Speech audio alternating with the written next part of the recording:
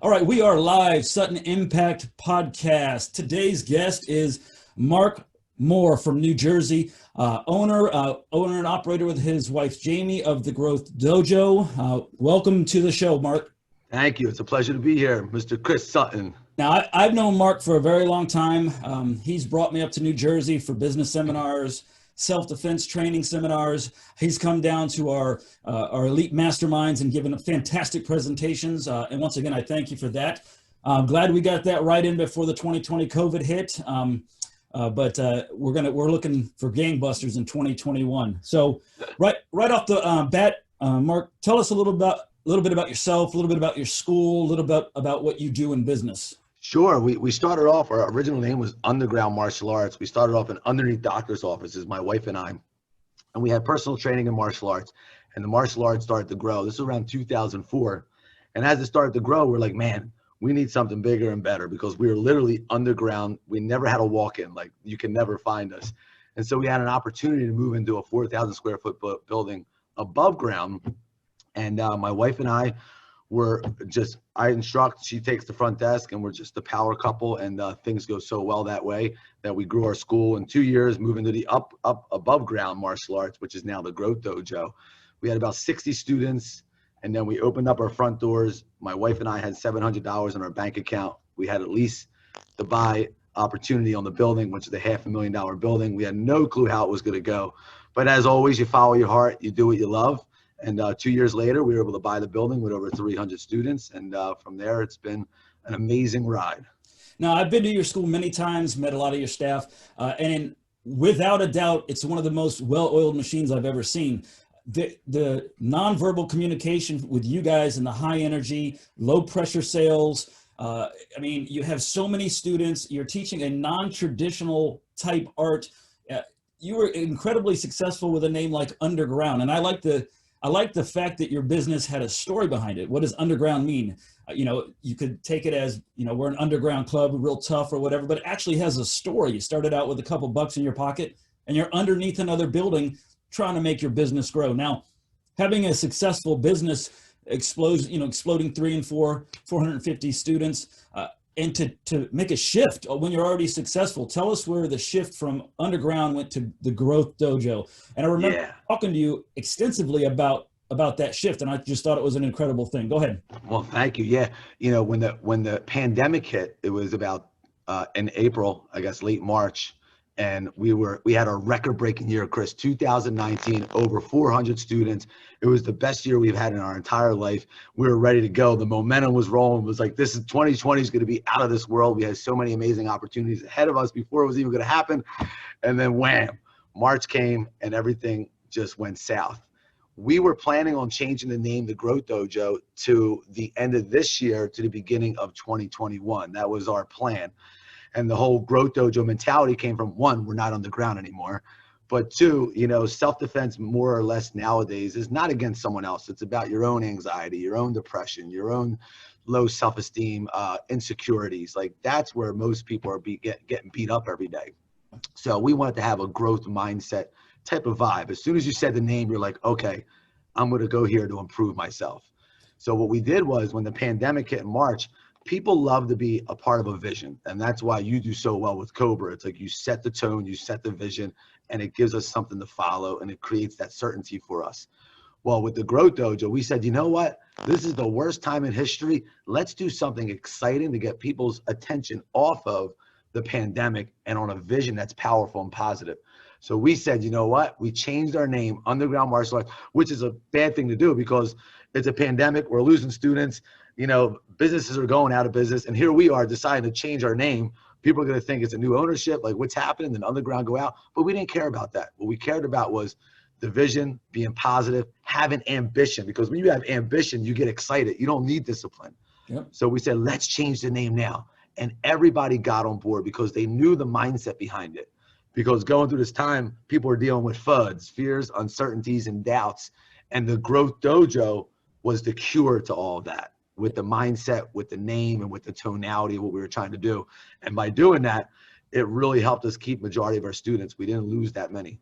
Yeah, I remember, I mean, back in the day when the WWF was the big thing, and then they changed it to WWE. You're like, what are you doing? Yeah. But today we can't imagine anything else. Now, I'm not the biggest wrestling fan, but I just thought that name change was insane at the time. But when you have a vision and you have someone that's leading, they don't ask you for permission to lead. They just do it. So I commend you on that. It's fantastic. Thank you. We had the same 2019 here at the corporate office. We traveled so much. I was in the sky more than I was on the ground, and we were traveling all over the country. And we only did one travel in January down to Miami with SRP, our new partner, disaster relief company. And then, yeah, same thing. We lost all of our corporate for several months, and now it's picking back up. Phones are ringing, and self-defense and fitness is in greater demand than ever because it's been highlighted. And also, a lot of the businesses were knocked out of the game, and we'll talk about that. But I want to start with Chris, really quick on before we leave that about setting the tone and changing the name and what you're doing.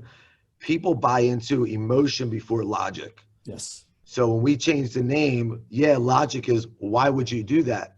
But when you create the emotion and the drive and the mentality behind it and the why behind it, people buy into that before logic. The emotion hits. People love the story. Yeah, absolutely, absolutely. And that's why it worked. Yeah, I keep my little police pad that I drew the first COBRA logo in, and the story behind it. I was sitting in my patrol car, and I was racking my head on a non-martial art looking logo that made everyone feel patriotic and good. And I just scribbled it out. And I remember right when I was done, a call went off and I had to race to a burglary in progress. But I keep that as a reminder. So there's a story behind that. Now, Nice. My first question, I want to have some fun. We're serious guys. We're businessmen. This is a serious industry. Life is serious. This year has been incredibly serious. But in 2 minutes, I want you to give me a serious, detailed opinion on what you think the outcome of this would be.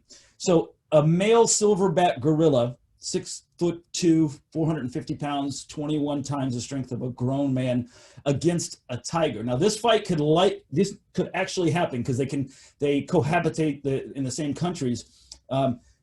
If they had to spend 5 minutes locked up in a pen together, not just a pen, but the tiger's den, but also they kind of share the same. When you go to the zoo, you see them in the same dens. If they had to spend 5 minutes in a combative situation, who wins and why?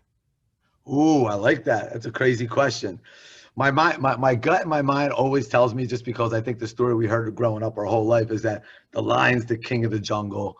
Size doesn't matter. The elephant, if it mattered, the elephant would be the king of the jungle, but it's the lion.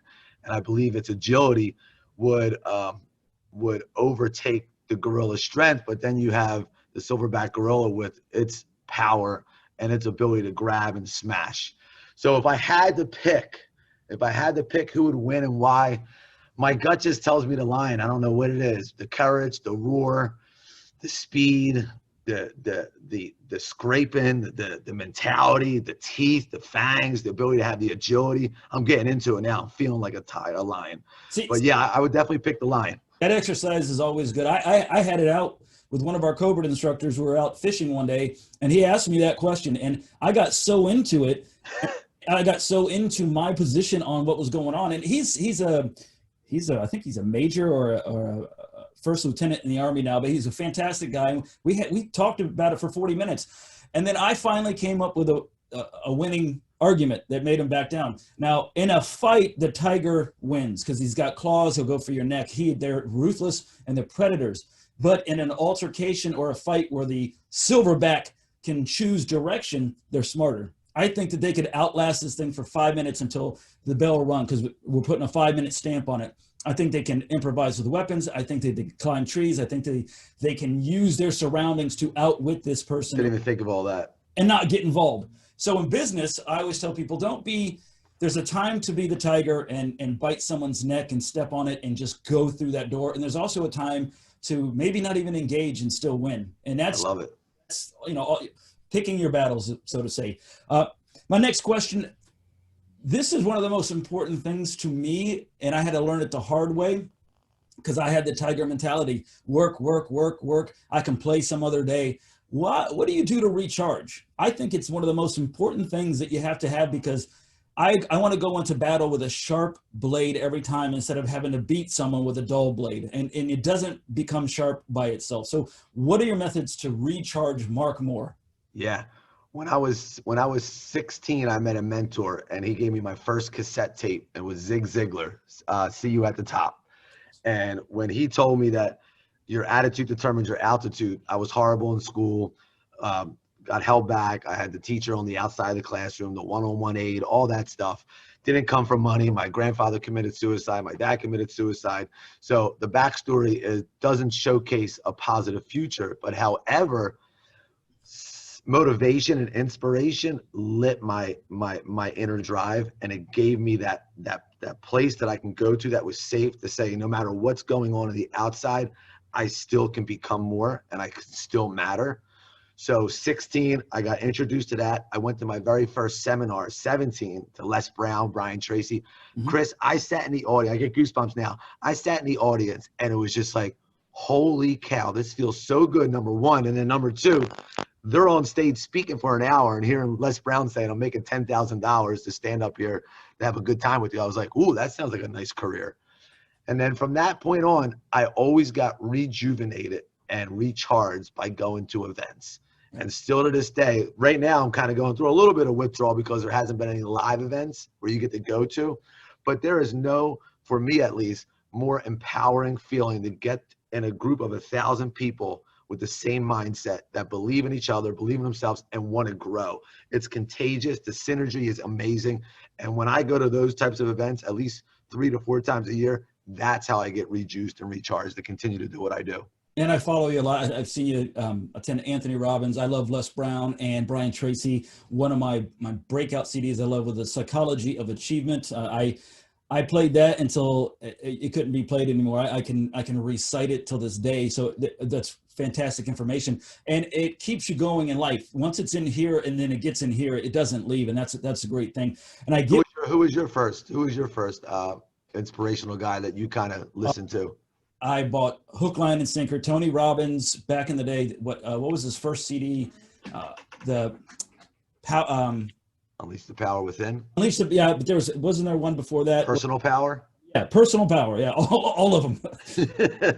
I bought the whole. He's sitting at the QVC or the whatever he is. He was selling them and talking to the host, and boom. If I had $20 in the bank and they cost 19, I bought them, whatever it was. So, and I'm a consumer of that type of information, stuff that actually works, not stuff that beats your chest or it's fluff, make you feel good. I want to be able to use it like a tool. I get what you mean about the emotion of being in front of a crowd. When I teach and I train, if I have 5 people in front of me, I'm stressing and giving them as much as I can, like I would 500 people. But when you tell me there's hundreds of people that are going to be at this event and I'm the presenter, I love it. I love the energy I get, because I honestly feel, as hokey as it sounds, I'm creating more in this world. I'm taking the information, I'm getting it to more people. Those people will get it to more people. So I love that energy too. Yeah. So as a presenter, my batteries are drained when things aren't going on. So I have that on the opposite side. Like I like to get in front of people. So it's coming back quick. So next, everyone has a why in life.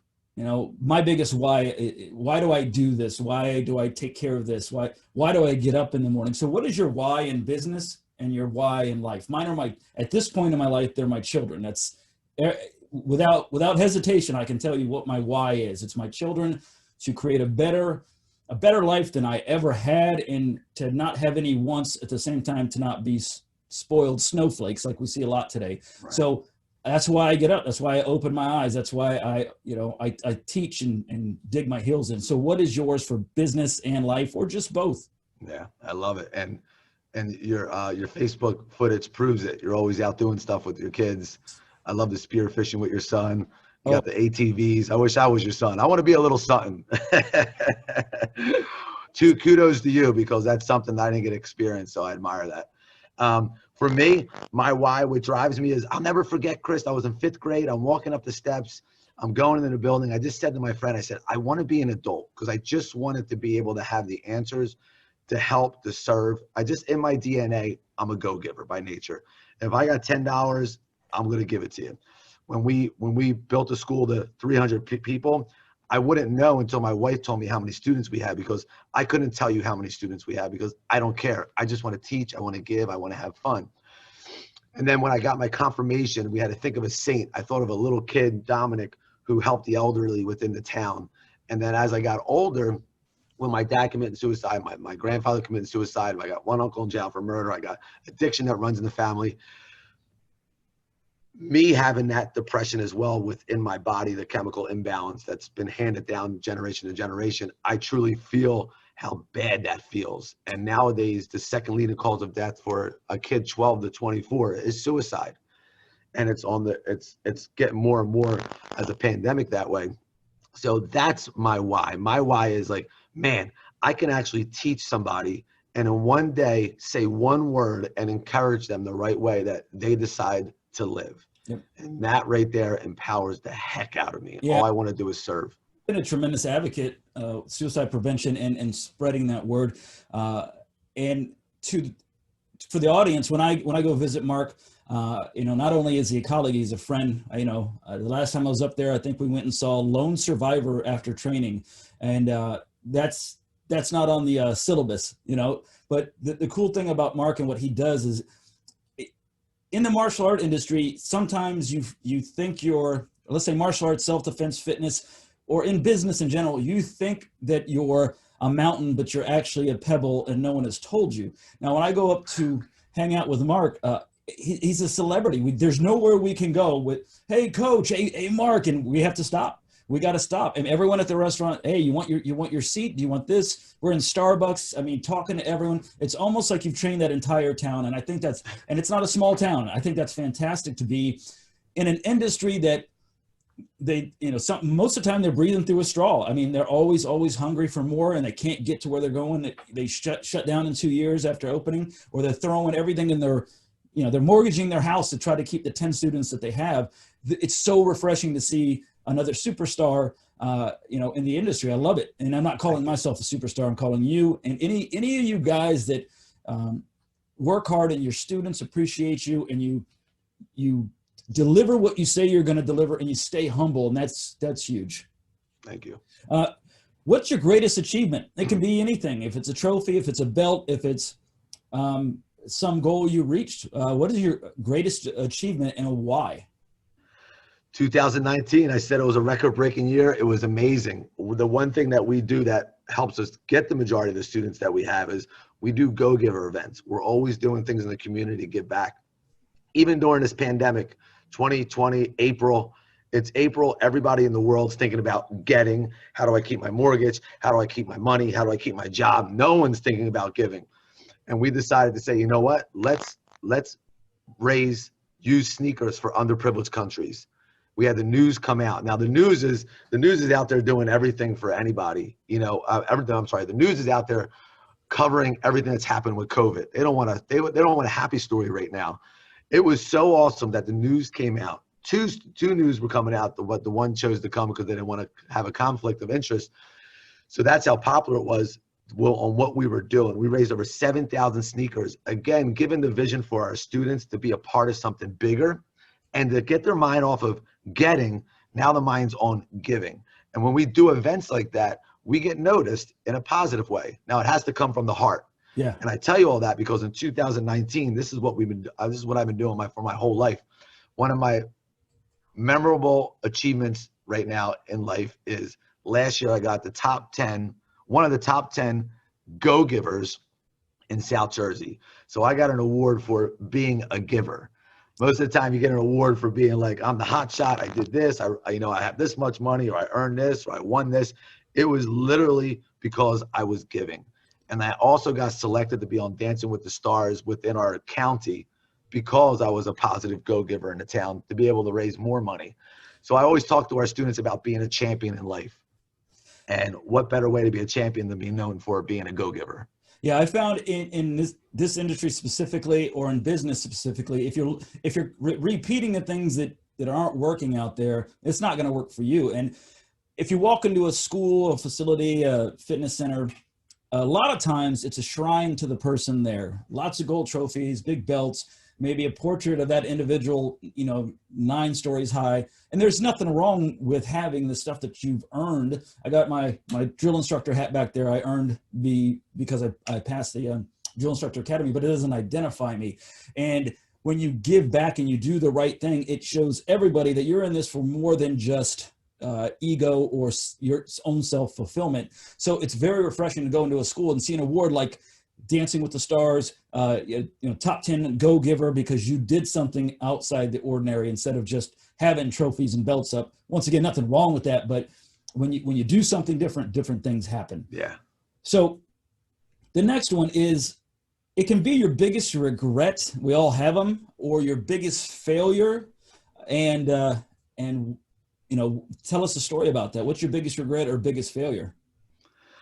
I think my biggest regret is trying to, now that I'm 40, I kind of hit like a different mindset adjustment, but I always would look up to other, what's that? These two. Yeah. They make you do different stuff. Yeah. But I've always admired people that knew stats and numbers and were like business people. I always looked up to that because I always wanted to have that vibe, because I wasn't the knowledgeable school smarts type of person. And I always fought with, I got to know my stats, got to know my numbers, got to be systemized, I got to be like this. This school has this software and they got everything now down. And I would always try to do it, but it would conflict with who I really was. Mm-hmm. And I'm an engager. I love to teach. I would hear people say, you shouldn't be on the floor right now. You should have teachers teaching for you. You should be running the office and having multiple schools. And I would like, all right. But it just wasn't me.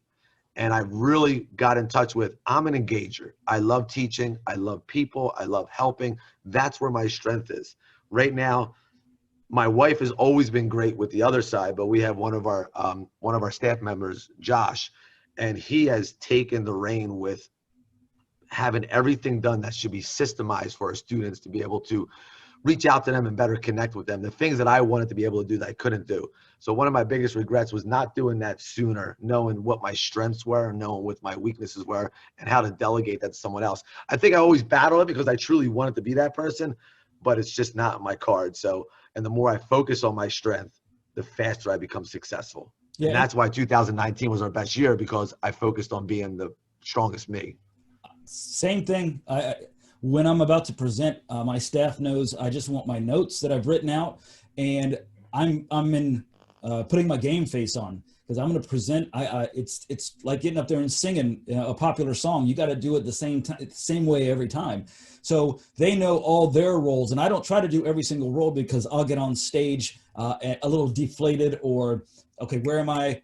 It's the timing, it's the systematic way I teach, and I like to keep it exactly that way. And so I completely understand. And I think I've met Josh. I've been up there. Yeah. I've been there for a long time. Yeah, he's amazing. He is. You surround yourself with some great people, and that's why great things happen. So top 3 things that you need in business. So let's just jump away from martial arts, self-defense, and fitness. Just no matter what business someone is in, if you said, okay, here's the top 3 things, just off my experience and how many years I've been doing this. So it's funny that you asked that. I was just reading the other day, and it said 75% of success is accounted for. They did studies. One was optimism. So your attitude determines your altitude. Going back to what I said in the beginning, you got to truly believe. You got to see it. You got to believe in it. It doesn't matter what the naysayers say. You got to know what the cause is, the why, like you were asking me. So optimism. The second was engagement. They said anxiety comes from splitting things in two. That's the original origin of that word. Anxiety means to split things in two, meaning that I should be doing this, but I'm doing this. And when those two don't line up, you don't get into a flow state. So you got to engage. You got to take action. You got to put the do in doubt, they say. So when you're engaged and you're doing something every day, you're not focused on the end goal, because that'll naturally happen if you're engaged and you're working towards something. You're not just sitting around and just praying for it. And then the last thing was helping others. So if I had to say 3 things, it's optimism. Just take action. Just take action. Take action, because your mind's like a padlock. Sooner or later, it's going to go click. You found the right code. Yep. And then the next level is going to open up. And the last thing, like I said, helping. Jim Rohn said, people always sit around. It's like, oh my God, I got no money. I want more money. Well, that's not going to come until you sow first. and then you get the reap. So right now, if you want to reap a lot, get out there and start giving as much as you can and start helping. Yeah, when I'm training other trainers or instructors, they get really excited. They're in that honeymoon phase. The honeymoon phase to me is like a bear trap. It makes you feel something for a short amount of time so you can work past all the pain. That's why we can deal with our significant others, if they're doing something that would normally bug us, but we think it's sweet in the first 3 months. That's built in, and it's also built in business. I get so many guys and girls and business owners excited about being in business and all the opportunity that we can bring to them. And I said, you got to get past this honeymoon phase. You got to put it on 500 horsepower and drive across that lake and get to the other side, because that's where the real work happens. And when I'm teaching them to teach, let's say, active shooter, they'll tell you, I got it down, I studied, then do it. Well, I'm waiting on my first class. Don't wait on anything. Put a bunch of chairs in front, okay, or your family, and teach a class. Do it, because that will lower the anxiety. That will build your confidence. I do that with fitness kickboxing. I think I got a combination down. All right, then you're teaching next. I showed you what to do. I'll answer all your questions, and I'll set you up for success. But I can't do it for you. And I do that with my children. I don't do everything for them. I want you to be a problem solver, because problem solvers win out over people that are going to get lucky. People that maybe have more money than you from the get-go, more resources. But if you can be a problem solver, you'll win the race every single time. Yes. So, fantastic. All right. So what is your definition of real success? That word has been, it's so beat up, the secret to success. Well, what is that? And sometimes it takes you doing something for so long to realize what you think success is. And I'll share mine real quick. It's time.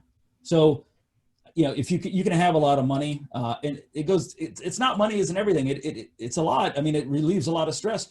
But at the end of the credits of your life, worked 50,000 hours. I wish I would have worked more, or had more time with my children than the average person. Well, that's success. And how do I get more time with my children, my family? It's being really good at what I do. So I do need to work hard, but I need to work smart. So I've had these conversations with you where I've arranged my life. Instead of working 9 and 10 hours a day, I'm getting more done in 3 or 4 hours a day. And I'm getting that success byline where I want in life, where Dad can come home for dinner instead of being at the school till 9 at night and left at 7 in the morning. I can be here on the weekends instead of holding 2-day trainings every weekend. And it takes a lot of writing down and a lot of trial and error. But I always tell people, I think I did it in my last podcast, just a little example of less is more, pardon the pun, but okay, we had 3, Monday, Wednesday, Friday, we would do 45 or 30-minute kids classes when I owned my brick and mortar martial arts school. So that means I'm there Monday, Wednesday, and Friday. I have to be there from 5 to 5:30. The summer came. It gets a little slow during the summer. So I said, you know what? I'm burnt out. Let's take that Friday and hack that Friday off. And then we'll make the other 2 classes a little bit longer, Monday and Wednesday, a little bit longer to make up for that class, because they paid for 3 classes, but I'm giving them the same amount of time. I thought I was going to get pushback. It was fantastic. The parents were like, whew, I don't have to be here every Friday night. We can do those 3-day weekends. We were going to leave on Friday after school to go somewhere. They don't feel obligated to be sitting in that chair on a Friday. Maybe mom and dad wanted to do date night. And it relieved me. I got to go home on a Friday, at 5 o'clock or 4 o'clock, and I wasn't there all night. So small things like that, if you put them everywhere, that's how you explode. I'm sorry. I just, hijacked the interview. So go ahead. There's so much knowledge in there. The time thing is cool. Me, it's just my wife and I, so not too many kids. Our martial arts students are our kids. So when I'm here, it's kind of like, all right, I'm spending my time where I need to be. But for me, I guess success, I wouldn't say what success means to me. Success for me is, as long as I'm growing, I don't care if I have $1 million or $10. If I'm learning something and if I'm growing and I'm feeling good about the things that I'm creating, like I love creating, like what's our next challenge? What's our next way we're going to be teaching a class? What's just our next move? Yep. I love, and I found this out not too long ago about myself, I love knowing this is what I want to accomplish and here is where I am. How can I close that? I love seeing the type of person that I have to become to make that happen. which means I have to grow. So that's what success means to me, is that I'm growing, I'm progressing, and that makes me happy. Yeah, growth, I define it as putting yourself out of business on a regular basis. So what are we doing now? This is what we're doing, a year down the road, 2 years down the road, putting yourself out of business, which means you're always, okay, if I'm selling those beepers, I'm going to put that out of business. I'm going to sell smartphones. What's the next thing after smartphones? I'm working on that now. You're still dealing in communication, but you're always evolving, and that's huge. All right, we're getting down to it. So 2020 has been, it's been round 10 of a Rocky fight. I think there's a lot of good things that came out of there. Tell me, what are the positives that you have found that has come out of a year like this, in an industry like this, or just in general with people? Well, I was saying back in like June and May that, man, out of this, we literally can change our whole lifestyle and the world will be forgiven about it. Meaning, like, I can shut down the martial arts school and go to Florida and hang out with you, which we were discussing about doing things online, and people will be okay with it because they understand that we just went through a historical pandemic and life is changing. Yeah. And we have, and there's no way of stopping that. So the way it's changed for us is we've brought that mentality back down to reality. And we still act upon it, meaning that we changed our schedule. We took out Friday night. We have less classes throughout the week because as we gradually start to open up again, we were spoon feeding class schedules that were different every single week. And we were test running them in the background. People didn't know that we were doing, but that's what our goal was, to see which classes did fit in for us that we liked. Because I heard this not too long ago, Chris. Most of the times we open up a business and then we schedule our life around it. Yeah. Instead of saying, this is my life, this is how the business is going to run around it. So that's where my mindset was. And that's one of the things that's changed throughout this. I don't have Friday night classes anymore. Saturday, there's like 3 classes. It's not that busy, or meaning we don't have that many classes. And throughout the week, it's not as heavy. We're finishing classes around 8:30, 8:15 instead of 9:30. So that was one plus. 2, we changed our name to the Growth Dojo. And then 3, learning how to do things online. Creating different types of challenges, learning how to create my own websites, learn how to do Facebook ads, because you had to learn things because you have to be able to expand in order to continue to grow. So I would say those are the 3 main things: changing our schedule, changing our name, and learning how to do things more online. Absolutely. And what we found here at the headquarters is we were probably 8 years ahead of our time. So if you join COBRA, you get everything digitally hard copied, and you have the option to do in-person training as well. It's a complete business platform. Well, we have that for instructors, but I wanted to make the same exact experience for students. They don't need marketing. They don't need to know the secret sauce to everything. But in this ever expanding world with people that have the attention span of a gnat and will not train or get some specialized knowledge because they think that cheerleading practice for little Susie is more important than anti-abduction training for an hour on Thursday night. Well, I've seen this happen where someone becomes a victim and they didn't know it, but now they're at your front door wanting to train. Well, you could have beat this all to the punch, or at least been proactive. So we put all of our training online, called the Self-Defense College, and it kept a lot of our owners from having to shut their doors. Oh, you can't come in right now, but there's 1,000 videos online, all the classes that we teach. There's manuals with tests in them. So they got to open up shop in their own home and watch it on computers or TVs, do it as a family, and stay involved. It also helped them make sales. I mean, I want to train with you when everything opens up. Well, we're open. We'll give you login credentials, sign up, and you can take it virtually. And we had that in place since 2011 or 12, and it was huge. It was huge. I did not expect it, but all of our home study kits were selling off just like hotcakes. And that's not to impress you. That's to impress upon you that while I made the call to develop that, I never knew that it was going to be in such demand because of something like this. I don't think anybody ever thought this could ever happen. So, but I also said in the beginning that it will start lifting when you see these theme parks open, and it does have to change. And we're seeing that now. People feel like they've been locked in a cave. You've taken everything from them. And when you take something from a business owner like yourself, you're like, okay, well, I'm going to change my name. I'm going to elevate at this time. It's like when real estate,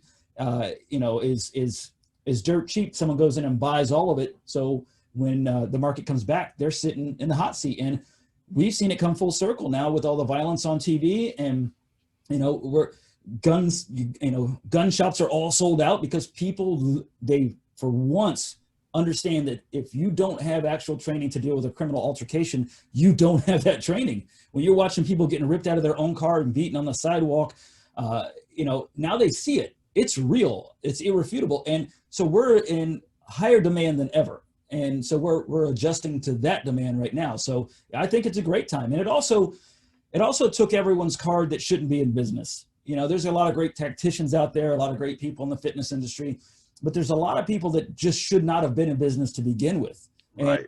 And it wipes you, you know, the asteroid comes and, you know, knocks all that out, and the strongest survive. So that's huge. So I like to end things with, you can go back in time and corner Mark Moore 15 years ago, and you're like, hey, this is Mark in 2020. I'm the older version of you. I got 30 seconds to tell you something. Listen to be good. What do you tell him? Whoa, man. What do I tell them? What do I tell them? Oh, man. I mean, I guess it's just gonna sound cheesy. It's just gonna be like, you know, what you're thinking right now, you know, follow your heart. You know, it's, you know, a lot of times, for me, I'm a very passionate type of person. My heart's always like, if I'm not connected, if I don't feel it at all, I can't fake it. Yeah. So whatever your heart's telling you, just be consistent and just stick to it and just stay with it, because it will work out, and believe that it will. So I guess that if I had to come up with something off the cuff right away, that's what hits my gut. If you had ever got in a bad relationship or a divorce or anything, you might tell yourself, don't return that girl's call. You looked at, I mean, you two are a power couple. I love Jamie's success, and is she still doing fitness competitions? She's not doing that right now. She's actually going for her coaching certification with Brendan Burchard.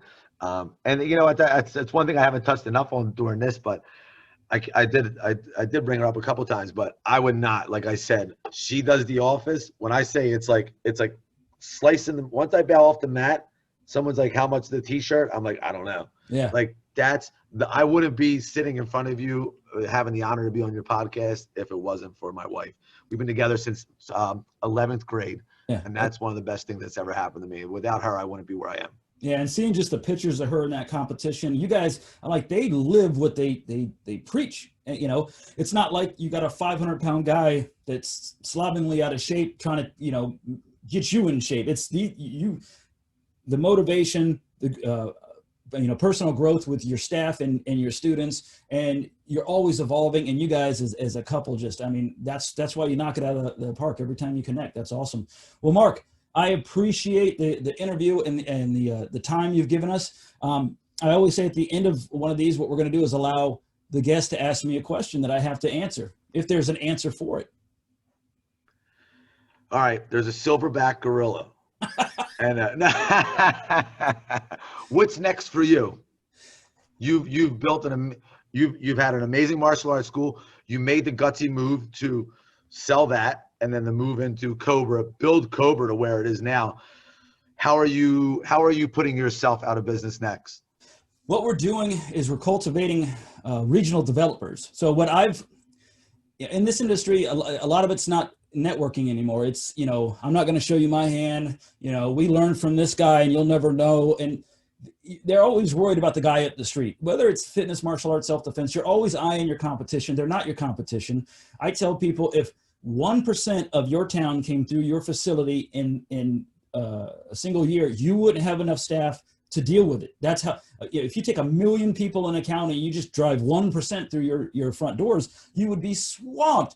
So imagine if you got 2, 3, 4, 5, 10%. So, you know, basically, if we are putting our brand in other countries, which we're all over the place, we want quality control. How do you get quality control? You sometimes you give up control. So we took the model of like Walmart or Target. Walmart in China, they have bosses in China for that Walmart. So we're developing staff in other countries. They're regional developers and regional master license holders, where they're the sheriff in town. Through our direction and our policies, they're the sheriff. They're enforcing. If whether they're collecting, shipping product, books, manuals, because it cuts down on the lag time from the U.S. to South Africa, or the U.S. to Australia, or London, or Canada, wherever, whatever country we're in.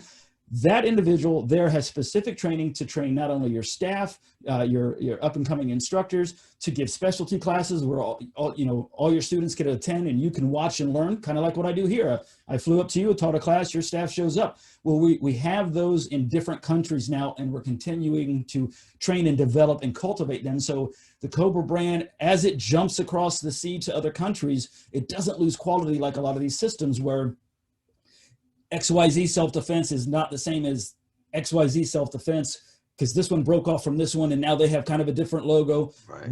We network, and it's hard when you talk to these guys. Some of them, they have that mentality where you just opened one 6 miles from me. You two are pushing the same message, the same marketing. There's more than enough people in your town. We're in the smallest town, or the second smallest county in the state of Florida, and we have, I think, the most in one county. And so when I go do a big event, I'm doing 1,700 people in 3 days at the Carrollwood Day School. I'm calling on backup. So when you show up, we're all on the same page. You know what day one looks like. You know what our anti-abduction looks like. You're going to wear the same logo. We're all pushing the same message, the same brand, and there's no infighting. And that's the one thing I wanted to get away from when I grew the company is, no infighting. Now we have a atmosphere and a culture in COBRA where if one owner in one state has a question or needs help, he'll call the other owner. Hey, I got this big event, or what do you do for one-day camps at the end when you go to re-sign? Oh yeah, go to your book, page 15. It's right there. Oh, awesome. Anything else? And they get to know each other. So building a very, very, very strong network as opposed to what you see out there currently. There's a lot of good networks, but then there's also some that just should be dismantled or they need help. So that's— I guess to touch on that really quick, Chris, and for any of the owners of COBRA that might be closer in area, I literally hang out with 2 to 3 martial arts instructors that are 3 miles away from me. We chat sometimes, we talk sometimes on how we're doing, some different types of ideas. When I was away on vacation in January, the one martial arts school who literally I can throw a rock to was over here supervising the Mac guy to help me out. There's so many people to go around. Yeah. You're always going to attract, like attracts like. I'm not going to attract the same kind of people that he's going to attract. And guess what? We're both doing well. Yeah, I give an example of a guy down here in St. Pete. His name is Matt DiPietro. He's a COBRA owner. He owns several locations. He shares a wall in one of his top locations with a CrossFit gym. And it's because it's 2 different services with different staff, different instructors. So you see all the CrossFitters out there running, but then you go into his facility, which has no AC. It's one of them big industrial parks with the big doors. It's hot. It's Florida, and it's packed to the gills. And he's sharing a wall with CrossFit. So I always tell guys, don't worry about who you think your competition is. Let them worry about you. If someone asks me about another system or style, I politely say, well, we don't teach that. This is what we do teach. And if you want professional self-defense instructor, these are the, training, these are the questions you should ask for your child, your wife, your family, or whatever. And I task them to go ask those questions. I don't fill in the blanks for anyone. Other systems and styles or businesses, that's what they do. This is what we do. And it all works itself out. Yep. Awesome. It's a good stopping point. Do you have any plugs? I know you got the daily Dojo. That's a fantastic goal setting book. Anything for the audience to know that they can get in touch with Mark Moore, ask him questions, send him an email, buy product, whatever it is? Best thing is I'm always on Facebook, Mark Moore. You'll see a picture of me and my wife. And then the other thing, it's Mark with a K. It's more with a double O. And then the other thing is my Daily Dojo planner. It's on Amazon. It's an amazing planner. It's not just about getting things done. It's about being fulfilled. So if you were into any of the things that I was talking about, not just getting, about giving, immediately right out of the gate, you're going to answer a couple questions each day about who can you serve, who can you help, and it's about your body. It's about your health. It's about your focus. And it's just an all-in-one. It's a life coach. It's a journal. It's a goal-setting book. I love it. So hopefully you like it. Now, and to get the last word here before I say bye, I would like to see you produce another publication, another book, putting all this into a book in a systematic formation as kind of a toolbox for the end user, because it's a remarkable story. It's true success on a monumental level in this industry. and I'm waiting for your next book. I want the autographed version. I want it. So whenever you, and writing a book is it's difficult. So I understand the process of actually getting up and gearing up and doing it. But if you ever write another book, just let me know. Thank you, sir. I appreciate that challenge because that's how I view success. All right, Mark. Have a great weekend, buddy. You too, bud. See you.